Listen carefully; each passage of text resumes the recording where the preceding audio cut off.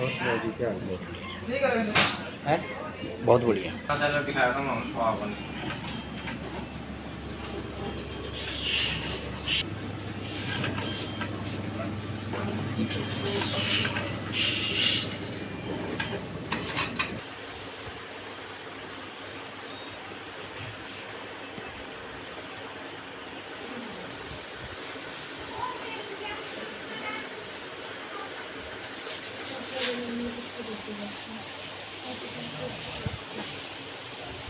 Set कर रखे हैं ना गर्ल सैंपल।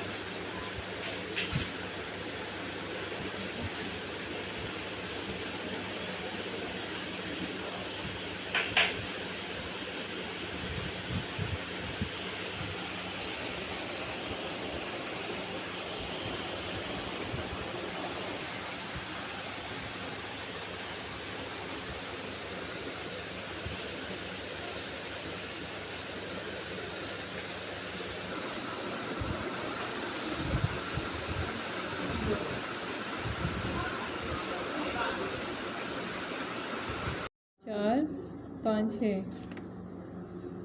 आ रहे हैं ना टेस्ट इसमें, तो 70 बता दिए ना। 70 से 100। अगर सैंपलों की बात की जाए कितने सैंपल आते हैं, क्लियर की अगर बात की जाए कितने क्लियर के टेस्ट? हाँ, जनरल लैब भिवानी में कई तरह के टेस्ट किए जाते हैं। अगर हम देखें आंकड़े तो पर डे 3,000 से लेके 3,500, कभी वर्कलोड पे डिपेंड करता है 4,000 तक भी टेस्ट हो जाता है। जिसमें से जो लिवर की टेस्टिंग है, जिसमें कि पीलिया पता चलता है, वो पूरी जो प्रोफाइल है वो 70 से 100 के बीच में आती हैं, कभी 100, कभी 80, कभी 70। तो इससे टेस्ट करने के बाद हमें पता चलता है कि पेशेंट में पीलिया है या नहीं है।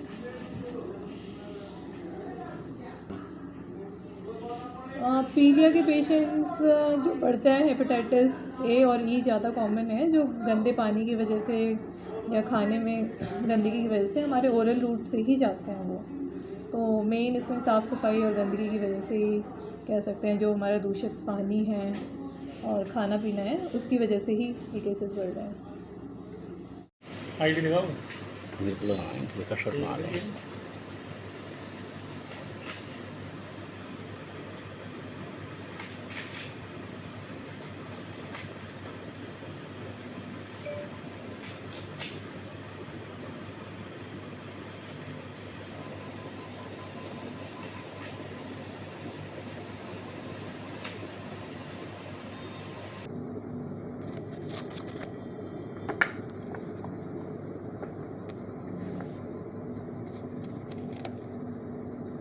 जबरदस्ती है, किस प्रकार की व्यवस्था है, क्या कहेंगे? इसमें हमारा जो पानी की व्यवस्था है वो काफ़ी ख़राब है।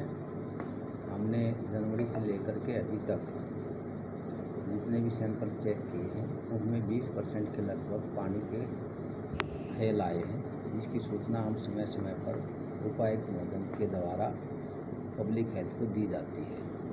लेकिन आने वाले 15-20 दिन में इनकी संख्या और बढ़ गई है, जिसकी वजह से वाटर बोर्न डिजीज़ है, उल्टी दस्त है, पीलिया है, मोतीजारा है, इनके मरीजों की संख्या हमारे प्राइवेट अस्पताल में और हमारे सरकारी अस्पताल में ज़्यादा 4 से 5 गुनी बढ़ गई है। तो हमने कल यही पत्र लिखा है कि एपिडेमिक से बचने के लिए पब्लिक हेल्थ इसमें इंटरफेयर करे और पानी की जो क्वालिटी है वो सुधारे। जब तक पानी की क्वालिटी नहीं सुधरती तब तक मैं आम जनता से प्रार्थना करता हूँ कि पानी जो ख़राब आता है उसको आप उबालें, ठंडा करें और एक घड़े में 1 क्लोरीन की टैबलेट डाल करके उसका पानी का सेवन करें, ताकि वाटर बोर्न डिजीज से बचा जा सके। हम जो फिल्टर का या जो आरओ जो है उसका जो प्रयोग करते हैं, उसका पानी पीते हैं, उसमें वायरस होते हैं और सीस्ट होते हैं, उसको फिल्टर नहीं कर पाती है। तो पानी का जो उबालना है वो बहुत ज़रूरी होती है। पब्लिक हेल्थ में जो हमारे जो फिल्टर हैं, स्लो सैंड फिल्टर हैं, वो 70-80% लगभग ख़राब पड़े हैं। तो आपके माध्यम से प्रार्थना है कि वो उनको ठीक करवाएं और जनता को सेफ़ वाटर ड्रिंकिंग की सुविधा उपलब्ध कराएं ताकि बीमारी से बचा जा सके। इसमें उल्टी दस्त के और पीलिया के पहले इसकी बजाय 4-5 गुना बढ़ गए हैं। हमारी अगर मान लो ओपीडी एक डॉक्टर के पास 100 की है तो उसमें 15-20 तो उल्टी दस्त के मरीज, बुखार और मोती झारा के और पीलिया के मरीज आ रहे हैं, जो कि इनकी संख्या बहुत ज़्यादा है। जब तक हम इसमें पब्लिक हेल्थ के द्वारा पानी के पीने की क्वालिटी नहीं सुधारेंगे तो ये हम कंट्रोल नहीं कर सकते। तो आपके माध्यम से यही प्रार्थना है कि वो इसके पानी की क्वालिटी सुधारने के लिए संज्ञान में ले और पब्लिक हेल्थ में इसमें अच्छा पानी की सप्लाई करें। इसमें क्योंकि हमारी जो टीम है MPSW वो पानी की सैंपल लेती है, जिसमें एक पब्लिक हेल्थ का भी होता है, तो उनकी ज्वाइंटली हमारा सैंपल जो आते हैं उसमें पहले तो 10-15% थे, अब 20% फेल आ रहे हैं। तो फेल सैंपल की संख्या भी बढ़ रही है। हमारे जो वाटर बोर्न डिजीज़ है उनकी भी संख्या बढ़ रही है। तो हर हफ्ते हम पब्लिक हेल्थ को और उपायुक्त महोदय को अवगत कराते हैं कि ये हमारा इसी एरिया का पानी ख़राब आ रहा है, इसको सुधारने का कष्ट करवाएं। हमारी जो पेरिफेरल एरिया है शहर के, उनमें संख्या ज़्यादा है और जहाँ पर भी क्वालिटी पानी की ख़राब आती है, जैसे कि हमारी जो पेरिफेरल एरिया जिसमें उनकी हमने सर्वे किया है कि उनकी क्वालिटी पानी की सप्लाई भी पुअर है और क्वालिटी का जो पानी है अनसेफ वाटर उसकी सप्लाई होती है, जिसकी वजह से वाटर बोर्न डिजीज की संख्या बढ़ती आ रही है। सर मानसून आ चुका है, इसके लिए हमने हमारी जो टीम है MPSW मेल, आशा वर्कर, ANM की गठित कर रखी है, जो कि हमारी 19 टीम तो हमारी शहर की है और 122 टीम हमारी फील्ड की है, जो 1 तारीख से लेकर के 10 तारीख तक वो हाउस टू हाउस अपने एरिया में जाते हैं। वो 4-5 एक्टिविटी करते हैं कि लोगों को बताते हैं कि ब्रीडिंग प्लेस कहाँ कहाँ है, उनको हम चेक करें।